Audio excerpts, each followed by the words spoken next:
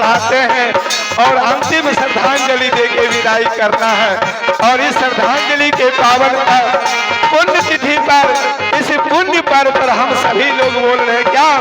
दादी अपनों घर के दादी, आरो टोला परोस के दादी, दादी अपनों घर के दादी, अरे टोला परोस के दादी, श्रद्धांजलि दै छी हाथ जोड़ के, हमरा के छोड़ के दादी जा जाता है अनमोट मोर के, हमरा के छोड़ के दादी जाना जाता है अनमोट मोर के, हमरा के छोड़ के दादी जाना चाहूँ अपने मुख मोर के, हमरा के छोड़ के ना। उस बच्चे का भाव ही नहीं, हम सबों का भाव था। हम सबों से नाता तोड़ के जा रहे हैं। जब थे तो हाल समाचार पूछता था, अब है नहीं जो कोई हाल समाचार पूछेगा। कहते हैं घर में जब माई रहती है, और माई और भौजाई में धरती आसमान का अंतर है। अगर माई का बराबर भौजाई कर दे फिर माई है।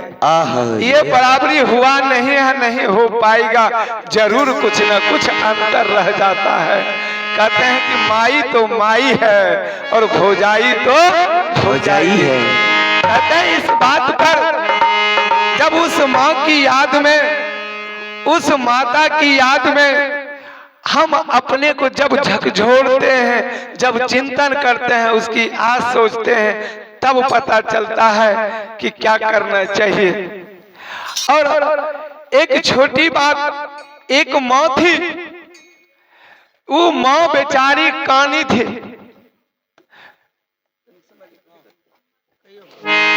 एक माँ कानी थी, एक आंख की अंधी, एक ही आंख थी उस माँ की।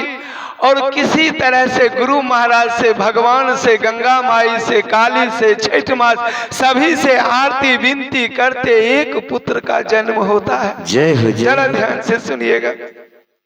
एक पुत्र का जन्म हुआ। वो पुत्र को किसी तरह से खिलाने का भी अन्न नहीं, मांग कर चांग कर टोला पड़ोस से लेके दे के ऋण पैसा करके उस बच्चे को गोद में बड़ा किया। जब 3-4 साल का हुआ तो धीरे धीरे स्कूल भेजने का प्रयास किया। उस समय ये सरकारी स्कूल नहीं हुआ करते थे, गांव घर में लोग गुरुकुल बना करता था, उसी में पढ़ाया जाता था। कहते हैं माँ वो जाके गुरुकुल में जाती है, अपनी बेटे के लिए आरजू करती है, हे गुरु हमारे बच्चे को कुछ शिक्षा दीक्षा दे दीजिए तो मेरा नाम रोशन हो जाएगा, क्योंकि मुझे खाने पीने का उपाय नहीं, बच्चे को कहाँ से पढ़ाएंगे।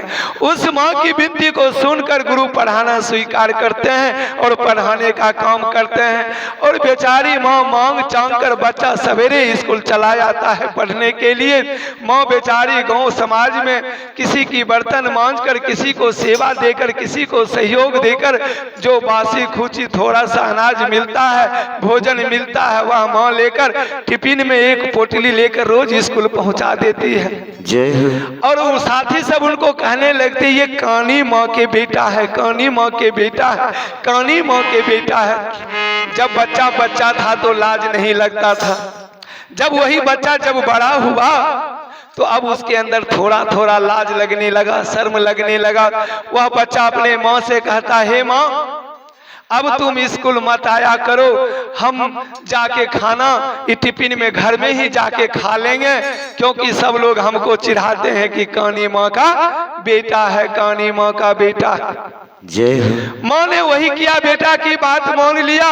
माँ के अंदर लेकिन हृदय था कि हम अपने से खाना पहुंचाते तो अच्छा रहता, लेकिन बेटा की बेटा है, बेटा के ऊपर चाहे बेटा गंदगी कर दे, बेटा गाली दे दे, बेटा कुछ भी कह दे, माँ का हृदय में दुख नहीं होता है, नहीं तकलीफ।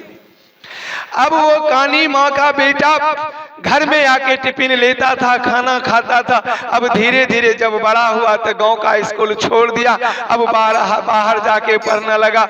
वो मिडिल स्कूल पास किया, वो हाई स्कूल पास किया, हाई इंटर पास किया, बीए पास किया।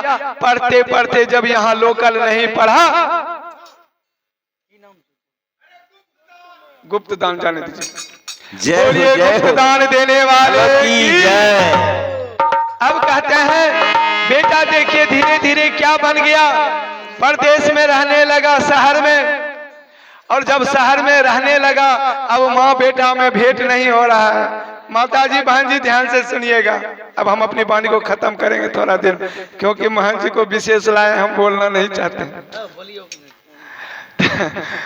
अब देखिए वो बेटा परदेश में रहने लगा, पढ़ रहा है, माँ को खत लिखता है। उस जमाने में चिट्ठी चलता था। खत लिखा कि मम्मी मैट्रिक पास कर लियो। माँ को बड़ा खुशी हुआ, मेरा बेटा मैट्रिक पास हो गया। फिर यहाँ से माँ क्या करती थी, पोटली में बांध कर राशन पैसा ला के जमा करके बेटा को वहां देते जाती थी। देखते रहिए, अब जाके दे दिया। फिर कुछ दिन बाद चिट्ठी आया कि माँ अब हमें इंटर पास करिए। तो अब इंटर पास हुआ तो बच्चों को भी पढ़ाने लगा। वो लिखता है कि माँ अब तुमको खाना और पैसा भेजने की जरूरत नहीं है, हम यही तैयारी कर लेते। माँ को और विश्वास हुआ, खुशी हुआ कि बारे बेटा, अब लगता है कि हमको बेटा बड़ा हुआ, अब लायक बनेगा तो मेरा दुख दूर हो जाएगा। माँ इसी सोच के बड़ी खुश है। अब बेटा इंटर पास किया, कुछ दिन के बाद 2 साल के बाद खबर आता है कि माँ अब हम बीए पास कर गए हैं। माँ को और खुशी हुआ, अब मेरा बेटा बीए पास कर गया। 2 साल 3 साल के बाद अब एक चिट्ठी आता है, ध्यान से सुनिएगा। अब चिट्ठी में आया, माँ अब हम डीएम बन गए हैं। माँ को और खुशी हुआ, मेरा बेटा साहेब बन गया है, मेरा बेटा डीएम बन गया है, मेरा बेटा अब अफसर बन गया है। अब हम किसी के आगे बर्तन मांगने नहीं जाएंगे, मांगने नहीं जाएंगे, अब मेरा बेटा हमको बैठा कर खिलाएगा। वाह गुरु, हे भगवान, आपने मेरा दुख को दूर कर दिया। माँ सोच रही है। कुछ दिन के बाद चिट्ठी आता है, क्या माँ अब हमें शादी कर ले लियो।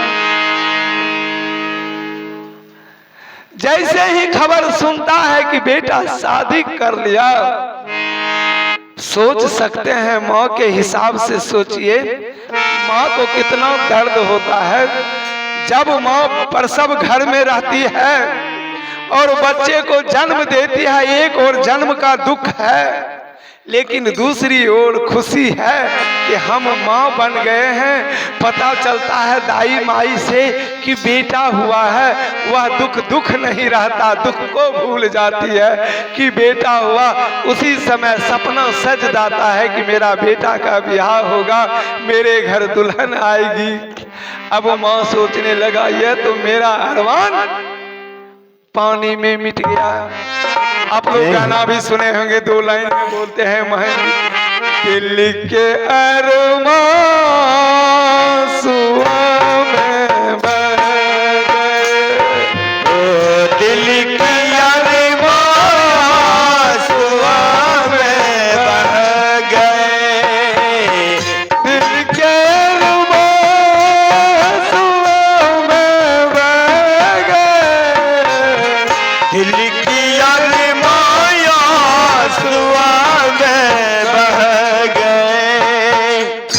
दिल के अरमा जो था वह वो घिढारी, वो मरवा, वो मंगल, वो गीत, वो क्या कहते हैं हल्दी रस्म, वो बारात जाना, उस माँ